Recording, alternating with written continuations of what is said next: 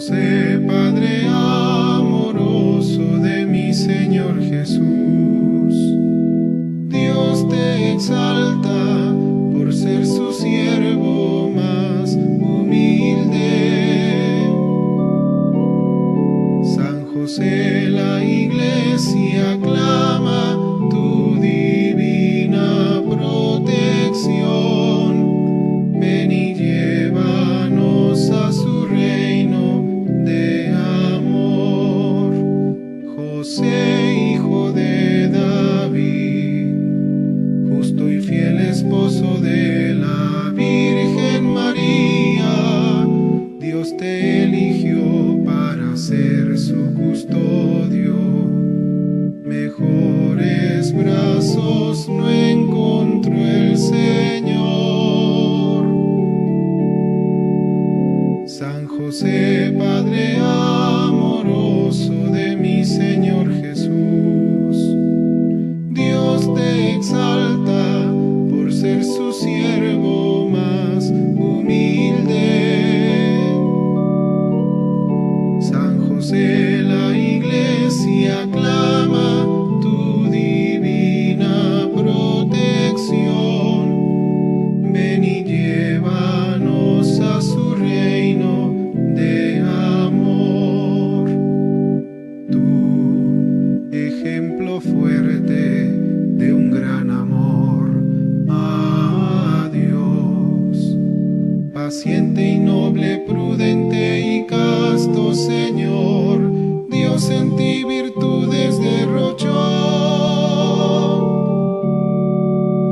San José, Padre amoroso de mi Señor Jesús, Dios te exalta por ser su siervo más.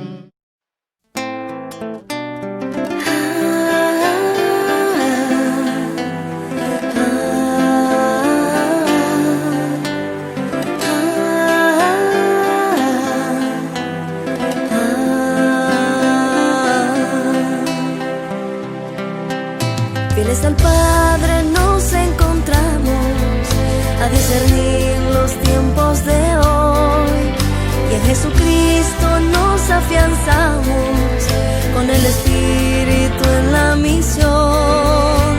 50 años peregrinando van las ovejas tras su pastor, su voz profética resonando, es necesaria la conversión.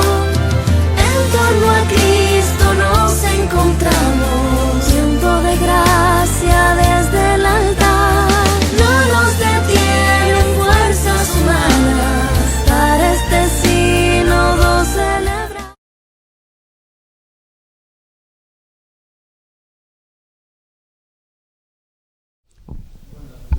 Un creyente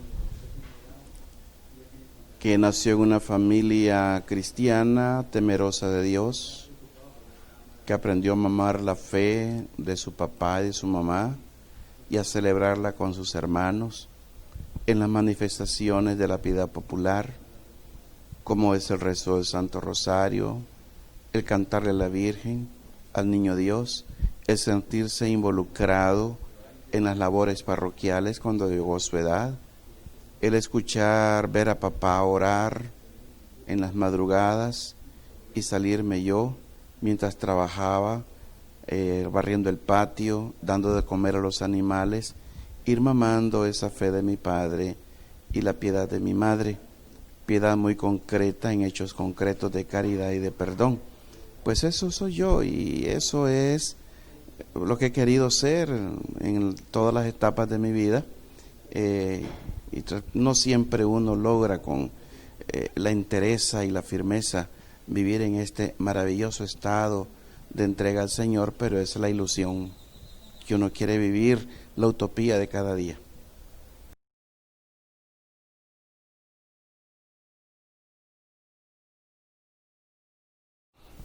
Estar atento a los signos de los tiempos, estar atento también a lo que el Señor en su misericordia va diciendo la conciencia de ser en verdad enviado por el Señor, un instrumento en sus manos, que el rebaño no es mío, es de Él, y que yo debo obedecer a la iglesia y actuar como iglesia y pedir esa actitud a todas las personas que Él pone en mis manos, y sobre todo la conciencia de que el amor al Señor no puede ser platónico, alejándose de los problemas de la construcción de un mundo mejor, sino todo lo contrario, involucrándome en lo que el Espíritu Santo va pidiendo que se haga según la necesidad de una comunidad, de una parroquia, según las mismas necesidades de los mismos sacerdotes, a quien se manda a estudiar, a quien muchacho se admite, a qué muchacho mejor se le hace esperar, a qué joven en verdad se le convida que se consagre a la vida religiosa, a quien se le convida a que se meta a la vida política o que tome una profesión con esa conciencia de servicio. Todo esto es obra del Espíritu, y que en verdad un pastor que ama a su rebaño debe tener presente a cada una de sus ovejas, sobre todo cuando estas ovejas escuchan la voz del pastor.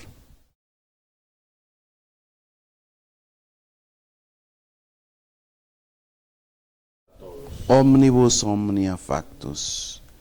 Cuando descubrí este lema era niño, estudiando la vida de San Francisco de Sales, émulo de toda la obra de Juan Bosco, mi padre y mi maestro, que lo conocí primero como niño a través de anécdotas, después fui profundizando su pensamiento y en las raíces del mismo descubrí el corazón de Francisco de Sales, y me gustó mucho.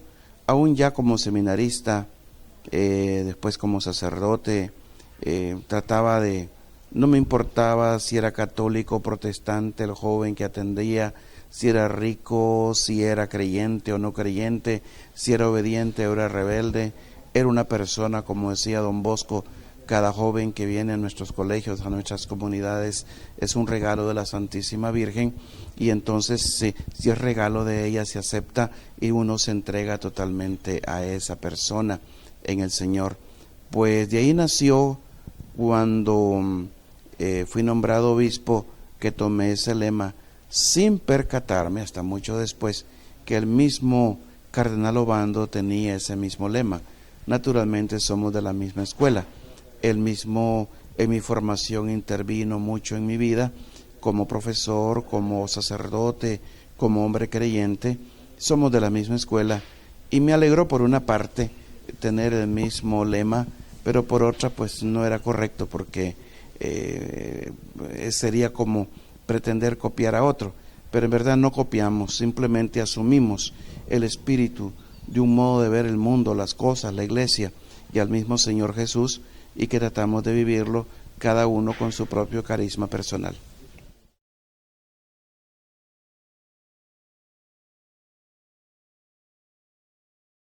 Que amen mucho a la Virgen. Si quieren en verdad ser sacerdotes del único sacerdote, Cristo Jesús, nuestro sumo y eterno sacerdote. El sacerdote no es nuestro. Algunos dicen mi sacerdocio, mi misa, si no es nuestro, todo esto no es nuestro, es del Señor Jesús, es de la iglesia, es de la iglesia, la misma vida consagrada, mi fundación, mi congregación, no es de un individuo, es de la iglesia, esta dimensión comunitaria, fortísimamente comunitaria, que lleva nuestra fe y que traduce nuestro modo de pensar, de ser, de obrar, igual que el muchacho que una vez se enamora de una joven, decide unirse a ella, no solamente para tener la satisfacción psíquica y espiritual de estar con una persona que le llena su vida, sino también la ilusión de que esa vida con esta persona se prolonga en una familia, en unos hijos, y ya se vive totalmente para ellos, aunque uno sepa que el hijo va a volar, así como ha volado uno y ha dejado a sus padres, y que los hijos no son para uno, que esa enorme satisfacción de haber levantado un hombre, una mujer, de haber dado a Dios una persona responsable, de haber dado a la patria un ciudadano, como decía don Bosco, un buen cristiano y un honrado ciudadano. Esta es la gran alegría, el gran gozo, y esto es lo que tratamos de inculcar a nuestros señores seminaristas de la diócesis y en modo especial también a nuestros sacerdotes, ¿verdad? Tener esta conciencia de que el rebaño no es nuestro, es del Señor, y que somos simplemente unos servidores, pues centrándonos en Él, y para llegar a Él, a su corazón, hay un caminito derechito que es el corazón de María, sabiendo que estos corazones, el corazón de Jesús, nos introduce de lleno en el corazón de Papá Dios, porque el mismo Padre e Hijo nos dan el Espíritu para unirnos a esta alabanza, que el Espíritu rinde eternamente, perpetuamente, incansablemente, de una manera vigorosa y alegre cada vez hacia su Padre. Decimos cada vez en nuestro tiempo humano, porque el tiempo de Dios es diverso.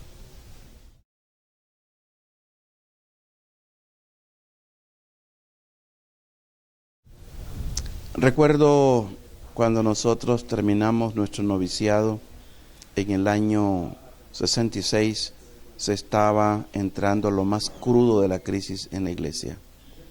Tan crudo que coletazos de este abandono de los conventos, de las comunidades, de gente consagrada que pierde el norte y decide mejor laicizarse, también nos afectó a nosotros. De 48 estudiantes de filosofía que éramos en el año 67, al final solo quedamos 12 y al final solo perseveramos 4. Tanto que uno llegó a pensar, ¿qué pasa? Es que los más inteligentes se fueron y los más torpes, odundos, incapaces, nos quedamos aquí. Todo es don de Dios en primer lugar, y la crisis está en esto. La pérdida de norte en el amor de nuestro Padre Santísimo y pretender alcanzar la salvación con mis propias fuerzas, mis propios méritos. ¿Qué méritos podemos alegar ante el Señor si todo es don, todo es gracia? Esa falta de humildad de dejarse guiar y amasar por este amor, por una iglesia que en ese momento se estaba renovando, y toda renovación implica dejar cosas antiguas, igual que el águila que pierde sus plumas, pierde su pico, parece envejecida y acabada, pero es para volver a renacer. Así es la fuerza del Espíritu que hace con su iglesia. Y cuando se está en crisis, en lugar de alejarse, es la sabia regla espiritual que da San Ignacio y todos los grandes expertos en cuestiones del espíritu, hay que permanecer en el mismo lugar, no cambiar de posición, seguir haciendo lo que se viene haciendo. La mujer que entra en crisis en su vida matrimonial, esforzarse mucho más. El hombre que se siente enamorado por otra mujer, redescubrir su camino como casado. El sacerdote, la religiosa, que entra en las crisis existenciales, su llamado a la paternidad y maternidad, porque ya su fertilidad como hombre, como mujer, siente que viene a menos y se siente que se van las últimas oportunidades. ¿Cuánta gente en las crisis de los 40 abandona la vida consagrada? Y es cuando más hay que estar firmes en la posición. La crisis, por lo tanto, tiene muchas direcciones. Simplemente yo hago aquí de sopetón una primera respuesta, como es crisis de fe, crisis de amor, crisis de confianza. ¿Y por qué viene esa crisis de fe, de amor y de confianza? Porque tal vez, y aquí hay un factor importantísimo, la crisis no está en el candidato. La crisis a veces está en el mismo fundador. ¿Por qué hay hijos rebeldes, hijos que lo que menos quieren estar es en casa? ¿No será porque no hay paternidad responsable? Hay crisis de paternidad, no hay padres. Igualito. Para mí, muchas de las crisis, y lo digo por mi propia experiencia personal, que se han vivido en la iglesia, es porque no ha habido formadores. Y los llamados formadores, en lugar de formar, deformaron. En lugar de educar a ser fieles a lo recibido, se fueron por novedades, y en las novedades se tomaron como conejillos de indias a tantos muchachos, tantas muchachas, y terminaron estos muchachos sin norte, sin rumbo, y pretendiendo agradar a Dios, tomando metralletas o usando un lenguaje hermenéutico de la vida y de las mismas Sagradas Escrituras contrario al espíritu del Evangelio.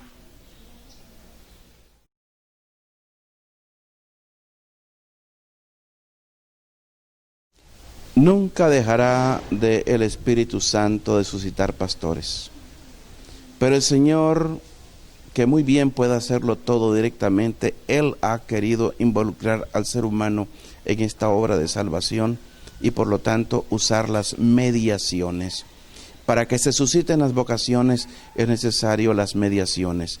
Primera gran mediación justamente es el padre, la madre creyente, ¿verdad? Cuando en una familia el egoísmo entra y no se quiere la vida y sobre pretexto de que la vida es difícil, se le niega la existencia a unos hijos posibles que podían venir a enriquecer ese núcleo familiar y surge así la familia unicelular o a lo sumo 2 muchachitos, ya tener 4, algunos dicen es demasiado. Justamente de ahí viene una de las raíces de las crisis vocacionales, la falta de generosidad para con la vida, la falta de compromiso. No digo traer hijos en forma irresponsable. Justamente, si usted analiza la mayor parte de estas familias que son unicelulares, con pocos hijos, 2 a lo sumo, si usted analiza, va a descubrir que los papás no son felices. Y termina él o ella buscándose un compañero abierta o ocultamente, porque esa es la pareja no llena.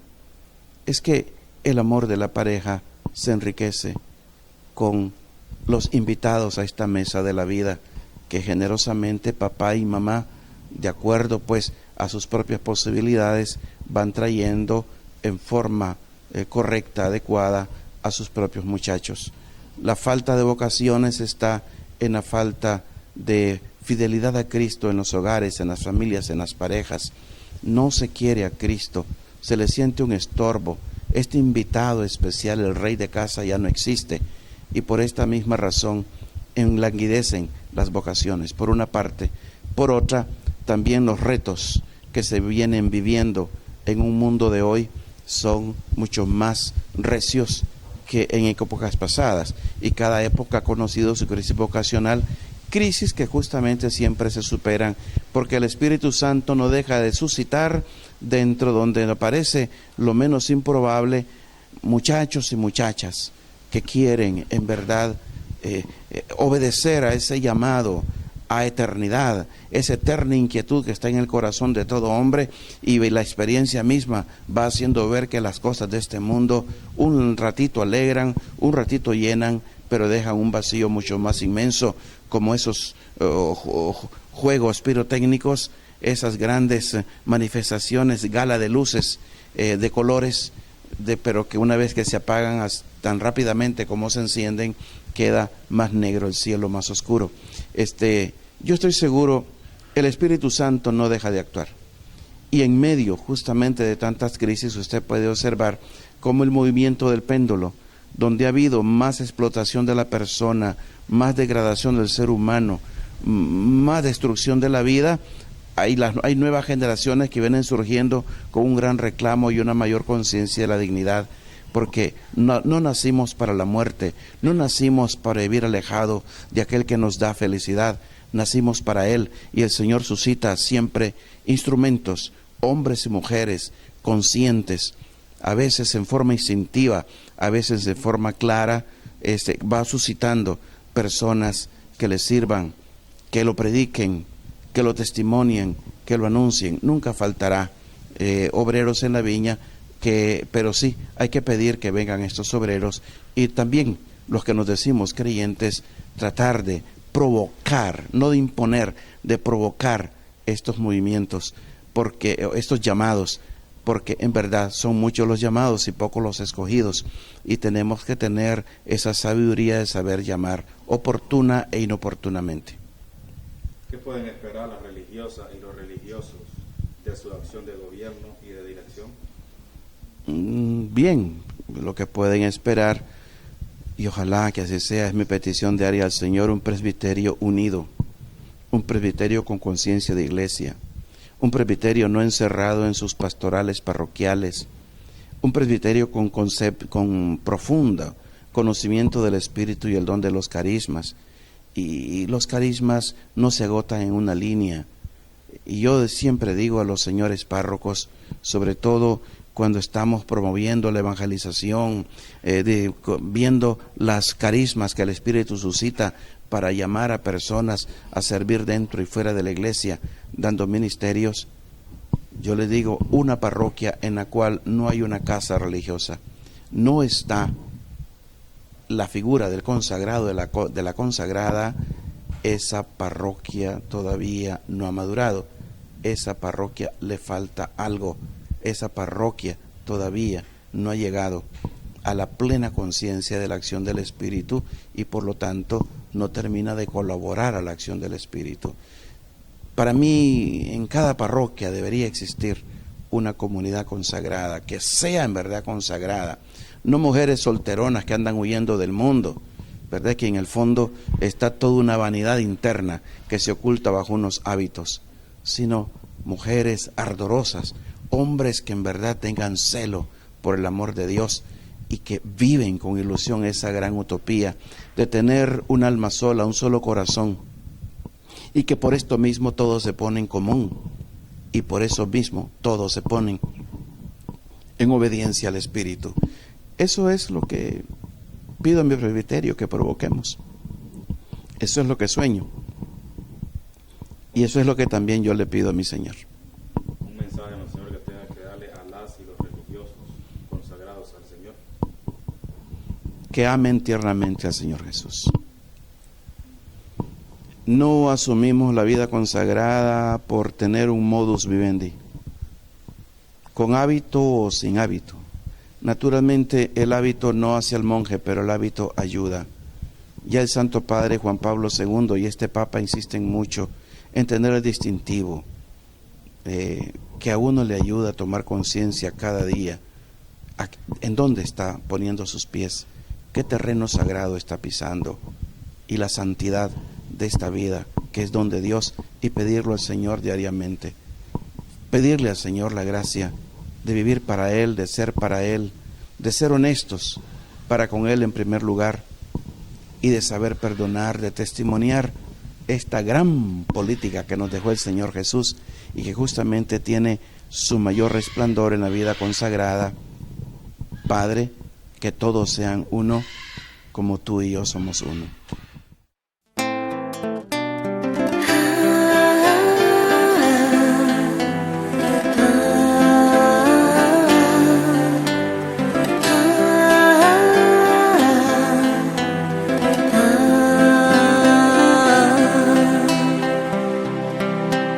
Fieles al Padre nos encontramos a discernir los tiempos de hoy, y en Jesucristo nos afianzamos con el Espíritu en la misión.